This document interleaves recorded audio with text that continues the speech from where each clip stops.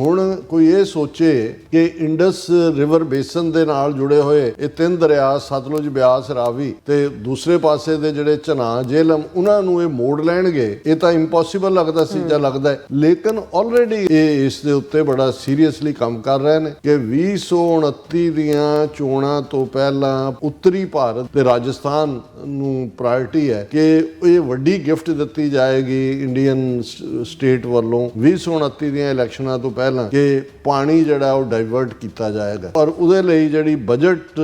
4000 ਤੋਂ 5000 ਕਰੋੜ ਰੁਪਈਆ ਆਲਰੇਡੀ ਉਹਨਾਂ ਨੇ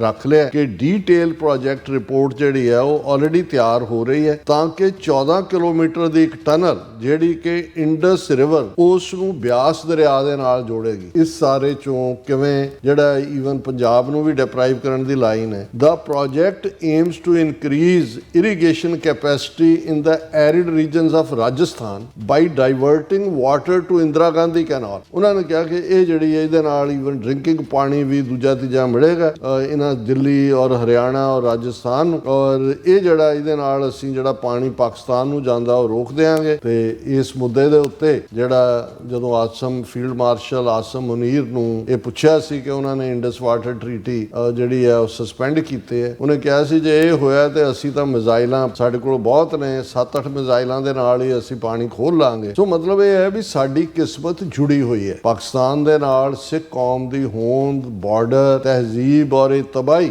ਔਰ ਜਿਸ ਲੈਵਲ ਦੇ ਉੱਤੇ ਇਹ ਸਭ ਕੁਝ ਚੱਲ ਰਿਹਾ ਹੈ, ਜੇ ਅਸੀਂ ਇਹਦੀ ਗੰਭੀਰਤਾ ਨੂੰ ਨਹੀਂ ਸਮਝਾਂਗੇ, ਅਸੀਂ ਹੋ ਹੀ ਕਰੀ ਜਾਣਾ ਔਰ ਹਰ ਹਫਤੇ ਬਾਅਦ ਇੱਕ ਨਵੇਂ ਏਜੰਡੇ ਤੇ ਕੰਮ ਕਰਨਾ ਹੈ, ਤਾਂ ਫਿਰ ਇਸ ਗੱਲ ਦਾ ਵੀ ਧਿਆਨ ਰਹੇ ਵੀ ਸਰ ਕਪੂਰ ਸਿੰਘ ਹੋਰਾਂ ਦੇ ਲਫ਼ਜ਼ ਸੀ ਕਿ ਸਿੱਖਾਂ ਨੂੰ ਇਸ ਭੁਲੇਖੇ 'ਚ ਨਹੀਂ ਰਹਿਣਾ ਚਾਹੀਦਾ। ਇਤਿਹਾਸ ਮੁਆਫ ਨਹੀਂ ਕਰਦਾ, ਜਿਹੜੀਆਂ ਕੌਮਾਂ ਸਮੇਂ ਦੇ ਹਾਣ ਦੀਆਂ ਨਹੀਂ ਹੁੰਦੀਆਂ, ਸਮਾਂ ਉਹਨਾਂ ਦਾ ਵੀ ਫਿਰ ਲਿਹਾਜ਼